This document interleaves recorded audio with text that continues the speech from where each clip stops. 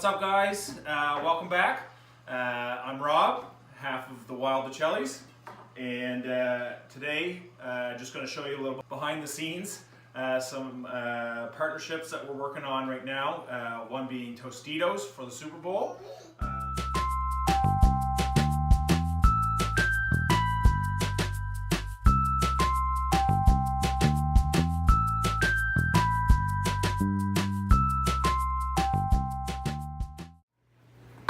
Okay, so one of the recipes that we're doing is nachos.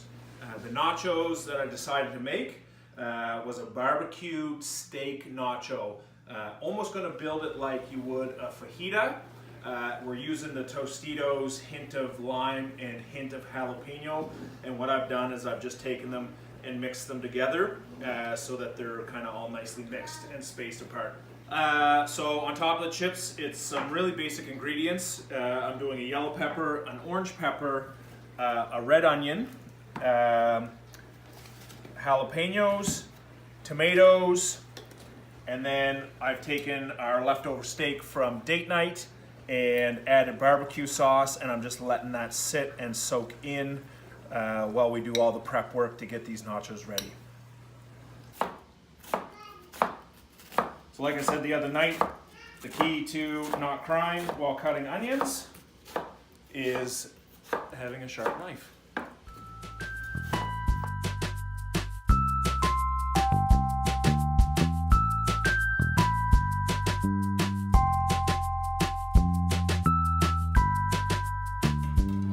So, like onions, nachos are like ogres. And if anybody gets that reference out there, they'll know what I'm talking about. But they've got layers. Key to good nachos are layers. So we're going to just start out with a base layer, nachos, cheese, ingredients. Then we're going to build that up. It's going to be a 3-layer nacho. And another secret ingredient, it's not so secret, but what takes your nachos kind of to the next level, adds a bit of adds a bit of fresh taste to it, keeps it crisp, is iceberg lettuce at the end.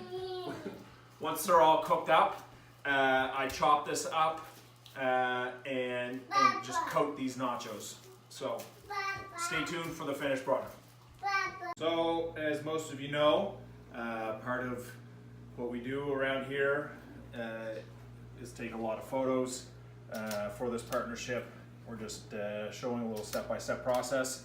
Took the liberty of chopping all the vegetables up and just catching a couple photos for Katie's blog post. So, like I said, we're going to build this nacho in layers. So I'm just going to go ahead, start with that. You want to grab your nachos, get a nice base down. Now the next key to making ingredients stick is you want to get a good layer of cheese down before you put your ingredients down. So we're going to grate some cheese and then put those ingredients on. So we're going to start building those. Nachos. Like I said, you want to get a good layer of cheese down to help your ingredients stick. So you don't need to get too crazy with the cheese, because where we're building 3 layers, this is probably going to end up with a lot of cheese on it. And then you just start with your ingredients, just like so. I cut them pretty small so that you get decent coverage. You're not working with a big chunk of onion on one of your nacho chips. And with the tomatoes, I'm just using those sparingly, just for a little bit of coverage, color rather. And then just a little bit more cheese down to hold them down. That's good there. That's essentially what your first layer is going to look like. The steak and the jalapenos I'm saving to the end, kind of to top everything off.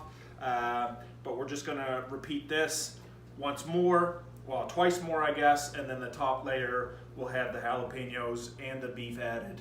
And then when everything's all finished off, you'll add the iceberg lettuce that you chop up. Trust me, it's a game changer.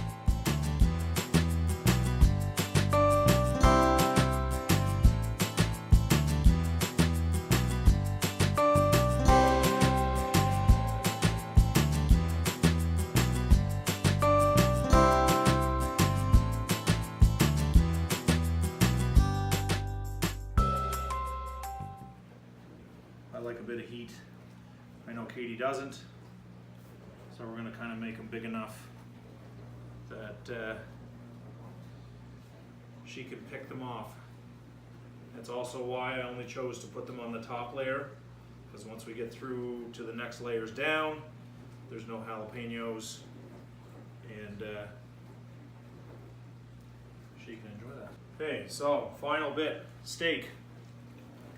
Now this is going to be a bit tricky because it's a bit wet, so I mean you're going to have to kind of go through, use your fingers a bit, get a little messy, forget about it.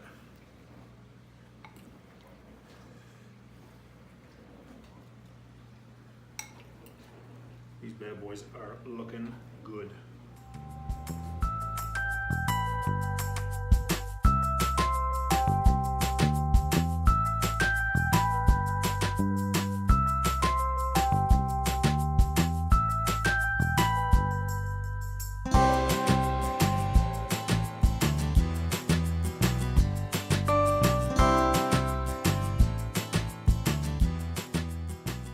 Okay, so here's our final product.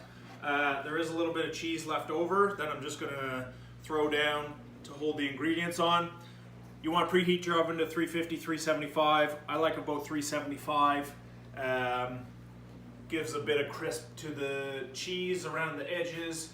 Make sure that the center is nice and melted, because with a nacho like this, you don't want to cook it too low and then have everything melted, and then you get into the center of your nachos and you still have shredded cheese in there. So we're going to throw that in the oven for about 10 minutes or so, and we'll show you the finished product.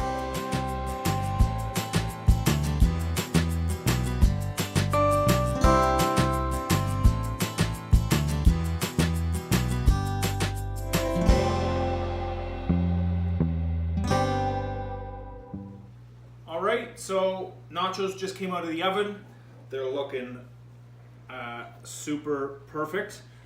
Now for the game changer, we're going to add this iceberg to the top, and then we're going to enjoy these bad boys.